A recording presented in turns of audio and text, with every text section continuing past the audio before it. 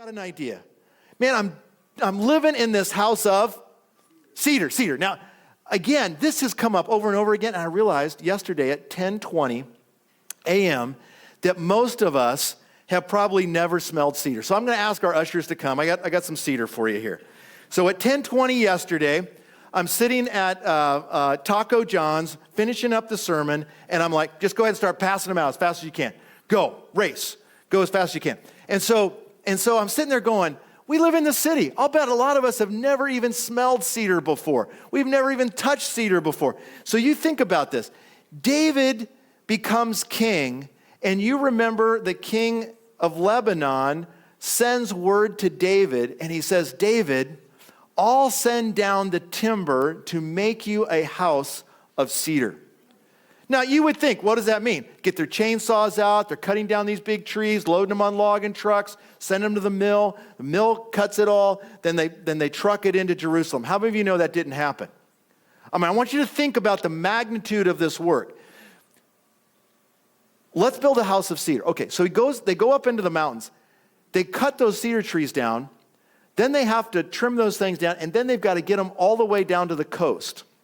Then they float them from Lebanon all the way down, probably to Joppa, maybe Caesarea, but all the way down to Joppa. Then they're loading them on carts and carrying them from the coast all the way 3,000 feet up. How many of you know carrying logs 3,000 feet up is not an easy task, right? This is a big deal. This is like the most plush house that has ever been built in Jerusalem for sure. Most of the building that would be taking place in Jerusalem would be made out of stones. How many of you have ever heard like Joseph was the carpenter, right? Y'all heard that before? He wasn't so much a carpenter as he was a stonemason. Because everything in Israel is made out of stones. Wood's too valuable. You got to use it. If it gives you produce, Jesus says this in John 15, if a tree is bearing fruit, right? You don't cut a fruit tree down. What do you cut down? The trees that don't bear any fruit. And what do you use that for? Fuel, for cooking, right? And so all of their houses are made out of rocks, and they do use wood on the roofs. Yeah, they got to use wood there. The span isn't very big, all of that. That's where the wood would be used. But now we're carrying in all of these logs, all of these cedar logs, and he builds his house right here, and he's looking up at the Temple Mount, and he's looking around his house that's made out of cedar. It was gorgeous. All right? And not only is it gorgeous, not only is it breathtaking. How many of you know this is nicer than a tent? Seriously, all right? And I want you to smell this for just a second. Can you smell it? If you can't smell it, it's because you got COVID. Please leave the room now. All right? All right? I want you to smell that. It's awesome. It's awesome. And he's smelling it. He's walking around his living room. He's looking out the windows. He's looking up towards Mount Zion. He's looking up there at the tent. Nate comes in. They sit down and say, hey, Nate, I got to talk to you. I'm living in this place. And the ark of God, the presence of God on the earth, is still in this tent. Now, some of this is made out of cotton, right? And then they're going to dye it. But it's also, as you read through how the tabernacle was made, there's various skins in different places. There's badger skins and different animal skins. Now let me ask you a question. How did they tan skins in that day? Either a brain tan or a urine tan. Whew! Smell the cedar, baby. Not only that, outside is the bronze altar, and they're burning animals with hair right there. Have you ever smelt burning hair? Now, it was a fragrant aroma to God. God says that. Why? Because this is a picture of the Lord Jesus Christ being a burnt sacrifice, a substitute for us. That's true.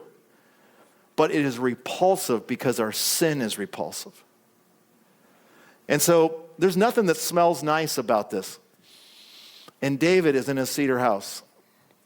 And he's sitting there with Nathan, and he goes, but the ark. I got this unbelievable house. I got an unbelievable piece of real estate. Do you realize that no one in the history of his people had occupied that zip code? He has the best zip code in the country. Not only that, he's not there in a tent. Abraham and Sarah, are they important in the Bible? What did they live in? A tent. Read Hebrews chapter 11. They were in tents from the time they left Ur of the Chaldees. They go up to Haran. From the time they're in Haran, all their time in the promised land, wandering around in tents. Isaac got to go to the zip code one time.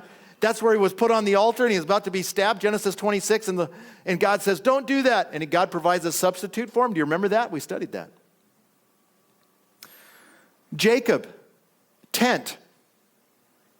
Joseph lived in a tent until he was thrown in a pit.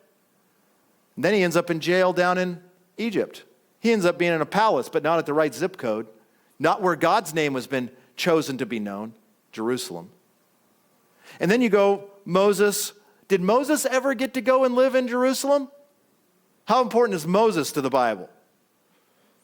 Then you just go through. Joshua, did he live in Jerusalem? No. You say, well, he didn't live in a tent. Yeah, he probably built a stone house along the way somewhere. He is living in the right zip code, and it's a house of cedar. Smell the cedar. It's decadent. Now the question is, not what is in his wallet. How many of you know the commercial? What's in your wallet? That's a great commercial, isn't it? That's the wrong question. For us, the right question is, what's in your heart? Because when he smelled the cedar, which represented all the blessing of God, incomprehensible blessing of God. Look, I'm in this right zip code. I've got this decadent house that no one in all of the history of Israel has ever had. And not only that, my enemies have all been put down and I'm at peace. And he's sitting there reflecting on that and his gratitude towards God. And he says, it's not right. It's not right that God is not honored.